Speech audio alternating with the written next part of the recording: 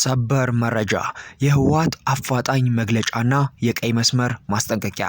በመጨረሻ ግብጽ መለሳለስን አሳየች። ከኢትዮጵያ ጋር በህዳሴ ግድብ አጠቃቀም ዙሪያ ከተስማማን ኢትዮጵያ ወደ ባህር በር እንድትወጣ ድጋፍ አደርጋለሁ ብላለች ግብጽ።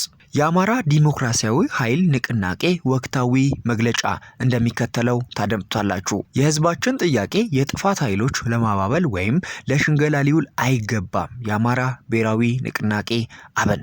ቤተሰቦቼ የሰማችሁት አርዕስቱን ነው። ዝርዝሩን በትንተና የማስደምጣችሁ ይሆናል። አብራችሁን ቆዩ። የህወሓት አፋጣኝ መግለጫና የቀይ መስመር ማስጠንቀቂያ በሀገራችን የፖለቲካ መድረክ ላይ ከፍተኛ ትኩረት የሳበ አዲስና አወዛጋቢ ክስተት ተፈጥሯል። የህዝባዊ ወያኔ ሓርነት ትግራይ ህወሓት የኢትዮጵያ ብሔራዊ ምርጫ ቦርድና የፌዴሬሽን ምክር ቤት የቅርብ ጊዜ ውሳኔዎችን አስመልክቶ እጅግ ጠንካራ መግለጫን አውጥቷል።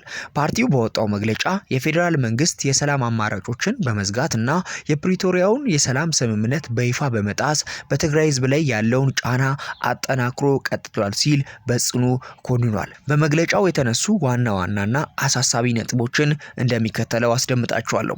የግዛት አንድነትና ሉዓላዊነት የፌዴሬሽን ምክር ቤት ያስተላለፈው ውሳኔ የትግራይን ህገ መንግስታዊ ሉዓላዊ መሬት ለመከፋፈልና ህዝቡን ለመበተን ያለመ የጦርነት አዋጅና የዘር ማጥፋት ፕሮጀክት አካል ነው ሲል ህወሓት ከባድ ክስን አቅርቧል። የሰላም ስምምነት ጥሰትን በተመለከተ መንግስት የፕሪቶሪያውን ስምምነት ወደ ጎን በመተው ክልሉን በከባድ ወታደራዊ ከበባ፣ በመሰረታዊ አቅርቦቶች እገዳና በተለያዩ ጫናዎች ስር አድርጎታል በማለት አስረድቷል። አዲስ የፖለቲካ ውጥረት በተመለከተ ደግሞ ይህ ውሳኔ በትግራይና በአማራ ህዝቦች መካከል አዲስ ግጭትና ውጥረትን ለመፍጠር የተጠነሰሰ ሴራ መሆኑንም አክሎ አስታውቋል። የማይታለፍ ቀይ መስመር ያለው ህወሓት በመግለጫው ማጠቃለያ ላይ የትግራይ ሉዓላዊ መሬትና የህዝቡ ሁሉና ጉዳይ ፍጹም ድርድር የማይደረግበት ቀይ መስመር መሆኑን በጥብቅ በማስገንዘብ ወራሪ የታጠቁ ኃይሎች ከክልሉ በአፋጣኝ እንዲወጡና ተፈናቃዮች ደህንነቱ በተጠበቀ መንገድ ወደ ቀያቸው እንዲመለሱ አበክሮ ጠይቋል። መላው የትግራይ ህዝብም ይህንን አደገኛ የተባለ ውሳኔ በጋራና በአንድነት እንዲቃወም ጥሪውን አስተላልፏል። ይህም የፖለቲካ ውጥረት በቀጣይ በሀገሪቱ ሰላም ላይ ምን አይነት ተጽዕኖ ይኖረው ይሆን? ሀሳብና አስተያየቶን በኮመንት ስር ያጋሩን። ጉድ ሳይሰማ መስከረም አይጠባ። በመጨረሻም ግብጽ መለሳለስ ጀመረች። ኢትዮጵያ በታላቁ የህዳሴ ግድብ አጠቃቀም ላይ መለሳለስ ካሳየች ወደ ባህር በር እንድትወጣ ድጋፍ አደርጋለሁ። ግብጽ። የቱርኩ ፕሬዝዳንት ወደ ኢትዮጵያ መምጣት ውጤቱ መታየት የጀመረ ይመስላል። ግብጽ ቀደም ሲል በነበራት ግትር አቋም ላይ መጠነኛ መለሳለስ ማሳየት መጀመሯን የሚጠቁሙ መረጃዎች እየወጡ ነው። ዘናሽናል የተሰኘው ታዋቂው የዓለም አቀፍ የበይነ መረብ ሚዲያ እንደዘገበው የግብጽ መንግስት ለኢትዮጵያ አዲስ የዲፕሎማሲያዊ አማራጭን አቅርቧል። የዘገባው ዋና ዋና ነጥቦችን ስንመለከት የባህር በር ድጋፍ በውሃ ልውውጥ፣ ኢትዮጵያ በአባይ ወንዝ ታላቁ ህዳሴ ግድብ አጠቃቀም ላይ መለሳለስ ካሳየች ግብጽ የኢትዮጵያ ወደ ባህር በር እንድትወጣ ድጋፍ የማድረግ ፍላጎት እንዳላት አሳውቃለች።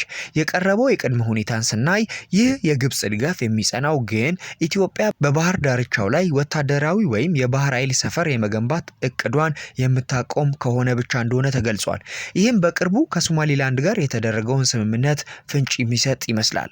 የአሜሪካና የቱርክ ሚና። ግብጽ ይህንን የሰላም ፕሮፖዛል ለኢትዮጵያ ጠቅላይ ሚኒስትር ዶክተር አብይ አህመድ ብቻ ሳይሆን በጉዳይ ላይ አደራዳሪ ሆነው እንዲገቡ ለፈለገችው የአሜሪካው ፕሬዝዳንት ዶናልድ ትራምፕ ጭምር ልከዋለች። በሌላ በኩል ቱርክ ከሁለቱም ሀገራት ጋር ያላት ግንኙነት መሻሻል ለዚህ አዲስ የዲፕሎማሲያዊ አቅጣጫ መንገድ የከፈተ ይመስላል።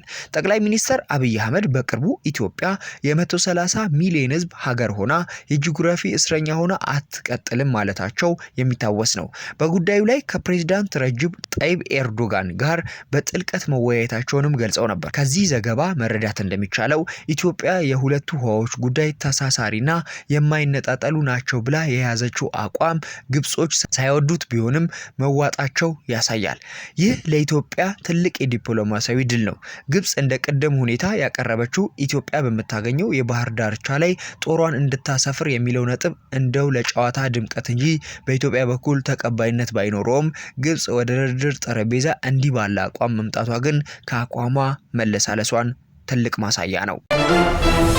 የህዝባችን ጥያቄ የጥፋት ኃይሎች ለማባበል ወይም ለሽንገላ ሊውል አይገባም።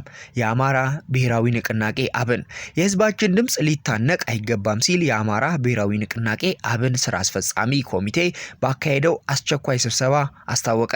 የአብን የስራ አስፈጻሚ ኮሚቴ በአስቸኳይ ስብሰባ የኢትዮጵያ ብሔራዊ ምርጫ ቦርድ በሁመራ፣ በአዲስ ረመጥ፣ በኮረም ኦፍላ፣ በጠለምትና በራያ አላማጣ የምርጫ ክልሎች ላይ ያስተላለፈውን ውሳኔ ገምግሞ የአቋም መግለጫውን አውጥቷል። የመንግስት ውሳኔዎች ሙሉ በሙሉ የማይመቹት ቢሆኑም የፕሪቶሪያውን ስምምነት መንፈስ ለማክበር ሲል የቦርዱን ውሳኔ እንደሚያከብረው አስታውቋል። ሆኖም ህዝብ የሚያነሳቸው ጥያቄዎች ያለ ጊዜ ገደብ አክርሞ ማቆየት ለፖለቲካ ሸፍጥ በር ይከፍታል የሚል ስጋት እንዳለው ገልጿል። አብን በወልቃይትና በራያ አካባቢዎች የሚገኘው ህዝብ በትግሉ ማንነቱን ያስመለሰ ቢሆንም አሁንም ጥያቄው ህጋዊ መቋጫ ባለማግኘቱ በተለይ በራያ አካባቢ የሚገኘው ህዝብ ለህወሓት በቀልና ለማንነት ጥቃት እየተጋለጠ መሆኑን አመልክቷል። ችግር ፈጣሪዎች የሚደመጡበት የህዝብ ድምጽ ግን የሚታነቅበት ሁኔታ እንዲቀጥል አንፈቅድም ያለው አብን የህዝብ ጥያቄ ጥፋት ኃይሎችን ለማባበል ወይም ለሽንገላ መዋል እንደሌለበት በጥብቅ አሳስቧል። ድርጅቱ በማጠቃለያው ህዝቡ ለተወካዮች ምክር ቤት ብቻ ሳይሆን ለክልል ምክር ቤት ጭምር የመምረጥ መብቱ ሊከበርለት እንደሚገባ አጽንኦት ሰጥቷል። ጉዳዩ ዘላቂ መፍትሄ እስኪያገኝ ድረስ በእነዚህ አካባቢዎች የሚገኘው ህዝብ በባህል ማንነትና በስነ ልቦና ከሚመስለው ከአማራ ክልል ምክር ቤት ጋር የሚወከልበት ልዩ ፖለቲካዊ ውሳኔ እንዲተገበር ጠይቋል። ማንኛውም አካል ሳይነፍገው ህዝቡ የመምረጥና የመመረጥ መብት ተከብሮ በዚህ የዲሞክራሲ መድረክ እንዲሳተፍ አብን ጥሪውን አስተላልፏል። የፌዴሬሽን ምክር ቤት ውሳኔ የታሪካዊ ፍትህ መጀመሪያና ለዘላቂ ሰላም ወሳኝ እርምጃ መሆኑን የአማራ ዲሞክራሲያዊ ኃይል ንቅናቄ ኤዲሃን አስታወቀ። የአማራ ዲሞክራሲያዊ ንቅናቄ ኤዲሃን ወቅታዊ መግለጫ እንደሚከተለው ቀርቧል። የኢፌዴሪ ፌዴሬሽን ምክር ቤት ዛሬ ባሳለፈው ታሪካዊ ውሳኔ የማንነትና የወሰን ጥያቄ ባለባቸው የወልቃይትና የራያ አካባቢዎች የሚገኙ ማህበረሰቦች በመጪው ምርጫ ራሳቸውን ችለው እንዲወዳደሩ መወሰኑ ይታወቃል። የአማራ ዲሞክራሲያዊ ኃይል ንቅናቄ ኤዲሃን ይህንን ውሳኔ የህዝባችንን የማንነት ትግል እውቅና የሰጠና የዲሞክራሲ መብት መከበር ማሳያ አድርጎ ይወስደዋል። አንደኛ፣ የውሳኔው ፋይዳ። ይህ ውሳኔ ለብዙ ዓመታት በግፍና በጭቆና ተረግጦ የቆየውን የአማራ ማንነት ጥያቄ በህጋዊና በሰላማዊ መንገድ ለመፍታት የሚደረገው ጉዞ ትልቅ ምዕራፍ ነው። ህዝባችን የራሱን ተወካዮች በራሱ ድምፅ እንዲመርጥ መፈቀዱ የአካባቢውን ነዋሪዎች የፖለቲካ ተሳትፎ ያረጋግጣል። በትግላችን የመሰረትነው የአስተዳደር መዋቅር ወደ ተሟላ ህጋዊና ህዝባዊ መሰረት ይለውጠዋል። ለወደፊቱ ህዝብ ውሳኔ ሪፍረንደም ያለው ጠቀሜታን ስናይ ይህ ምርጫ ውሳኔ በእነዚህ አካባቢዎች ለሚካሄደው የመጨረሻው የህዝብ ውሳኔ ሂደት እንደ ትልቅ መንደርደሪያ ይቆጠራል። ህዝባዊ ውክልናን ስናይ ህዝቡ አሁን በሚመርጣቸው ተወካዮች አማካኝነት ፍላጎቱንና ጥቅሙን በግልጽ እንዲያስከብር እድል ይሰጣል። ጥሪያችን ይላል ሶስተኛው፣ ኢህአዴን በእነዚህ አካባቢዎች የሚገኘው ህዝባችን ይህንን እድል በመጠቀም በንቃት እንዲመዘገብና ድምፁን እንዲያሰማ ጥሪ ያቀርባል። እንዲሁም መንግስትና የሚመለከታቸው የጸጥታ አካላት የምርጫ ሂደቱ ፍጹም ሰላማዊ፣ ነፃና ፍትሃዊ እንዲሆን አስፈላጊውን ጥበቃ እንዲያደርጉ እናሳስባለን። ፍትህ ለአማራ ህዝብ። የአማራ ዲሞክራሲያዊ ንቅናቄ ኢህአዴን የካቲት 16 ቀን 2018 ዓ.ም የሰጠው መግለጫ። ቤተሰቦቻችን ለሰዓቱ ይዤላችሁ የመጣሁት መረጃዎች እነዚህን ይመስላሉ። ለቻናሌ አዲስ ከሆናችሁ ሰብስክራይብ በማድረግ ቤተሰባችንን ተቀላቀሉ።